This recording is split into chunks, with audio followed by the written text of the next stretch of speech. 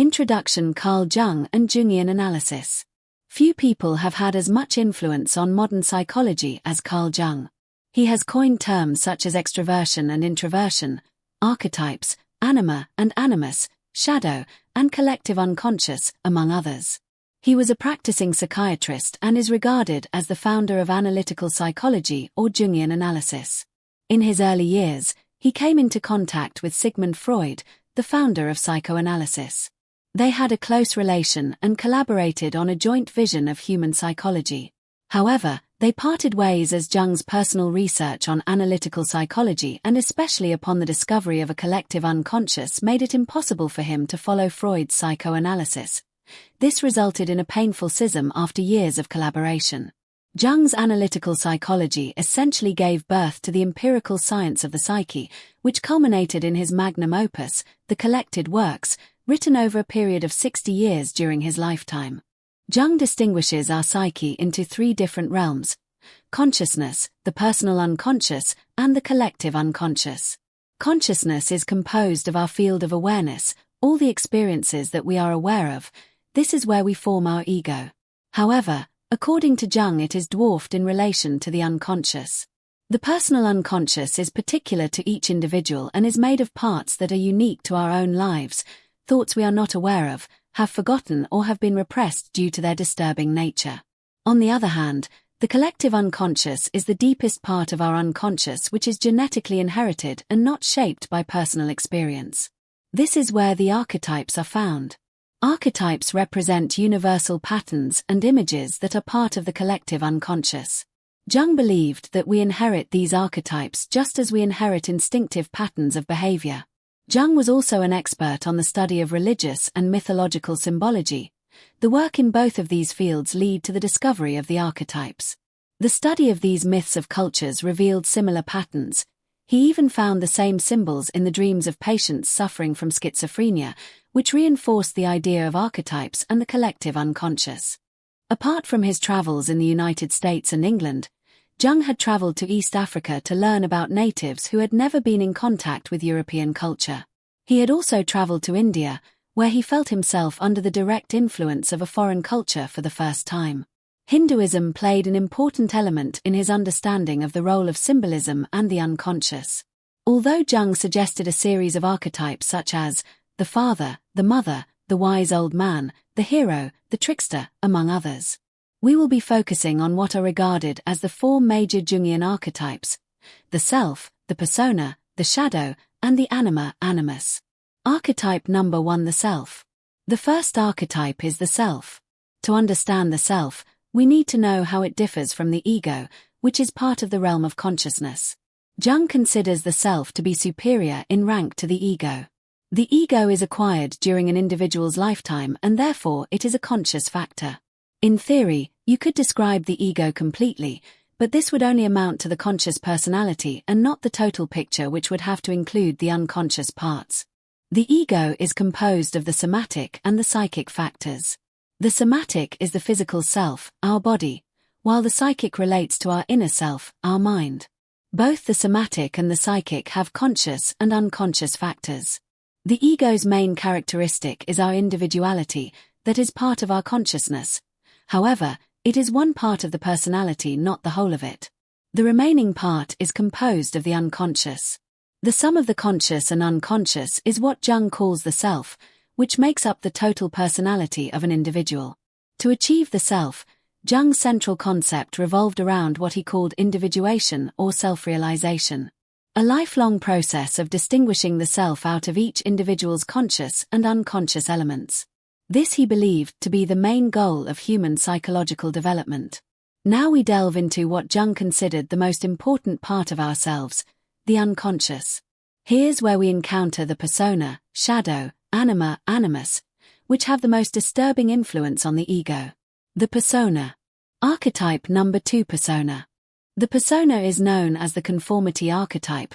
It is an element of the personality which arises for reasons of adaptation or personal convenience. If you have certain masks you put on in various situations, that is a persona. In essence, it conceals our real self, presenting ourselves as someone different to who we really are. As we please other people with our persona, It leaves our negative traits that contradict our real selves, forming our shadow. Archetype number 3: Shadow. The shadow. Jung stated the shadow to be the unknown dark side of the personality. Whereas the contents of the personal unconscious are acquired during an individual's lifetime, the contents of the collective unconscious are invariably archetypes that were present from the beginning. Among the shadow, the anima, and the animus, the most accessible and easiest to experience is the shadow, since it can be retrieved from contents of the personal unconscious. To be conscious of the shadow, there must be a considerable moral effort recognizing the dark aspects of one's personality as real and present. While some traits of one's own shadow can be recognized, some offer greater resistance to moral control and prove almost impossible to influence. An individual who does not recognize his psychological projection, a defense mechanism in which the individual defends himself against unconscious impulses denying their existence in himself while attributing them to others, will eventually create an illusory environment whereby he changes the world into the replica of his own unknown face. The shadow plays an important role in balancing the overall psyche. A weak adaptation of the shadow results in a low level of personality whereby the individual behaves like a passive victim of his shadow, extremely worried with the opinions of others, a walking persona.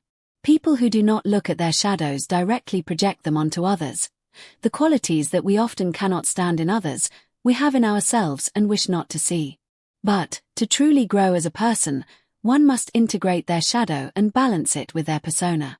It is possible for man to recognize the relative evil of his nature, but it is rare for him to gaze into the face of absolute evil. An encounter with your shadow may appear in dreams typically as a person of the same sex as you. It depends on the living experience of each individual, rather than being inherited in the collective unconscious. The dissolution of the persona and understanding one's own shadow is a central part of the process of individuation. In terms of the story of Dr. Jekyll and Mr. Hyde, it must be Jekyll, the conscious personality, who integrates the shadow, and not the other way around. Otherwise you will become the slave of your autonomous shadow. The integration of the shadow marks the first stage of the analytic process. Without it, a recognition of anima and animus is impossible. However, the acknowledge of the shadow must be a continuous process throughout one's life. Anima and animus. Archetype number 4: Anima Animus. Within the shadow, there exists two contrasexual figures, the anima and the animus. In every man's psyche, there is an unconscious feminine aspect called the anima, which is a personification of all feminine psychological tendencies, while in every woman's psyche there's an unconscious masculine aspect called the animus. Unlike the shadow, which represents the personal unconscious, through which its content can be made conscious, the anima and animus are much further away from consciousness and are seldom realized. Man's anima is characterized by the feminine eros. It is passive like a child seeking the protecting and nourishing charmed circle of the mother. While woman's animus corresponds to the paternal logos, the principle of rationality. When man is integrating the anima, it becomes the eros, giving way to a more caring figure. When woman is integrating the animus, it becomes the logos, giving woman a capacity for assertiveness and deliberation. The anima appears in dreams, visions and fantasies, taking on a personified form. She is a spontaneous product of the unconscious, and not a substitute figure for the mother, present in every man. There are thoughts, feelings, and effects alive in us which we would never have believed possible. This seems like utter fantasy to anyone who has not yet experienced it by themselves, for a normal person knows what he thinks. Within the shadow, there exists two contrasexual figures, the anima and the animus. In every man's psyche, there is an unconscious feminine aspect called the anima, which is a personification of all feminine psychological tendencies, while in every woman's psyche there's an unconscious masculine aspect called the animus.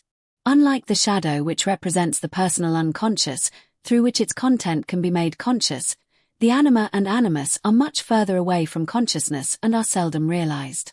Man's anima is characterized by the feminine eros. It is passive like a child seeking the protecting and nourishing charmed circle of the mother.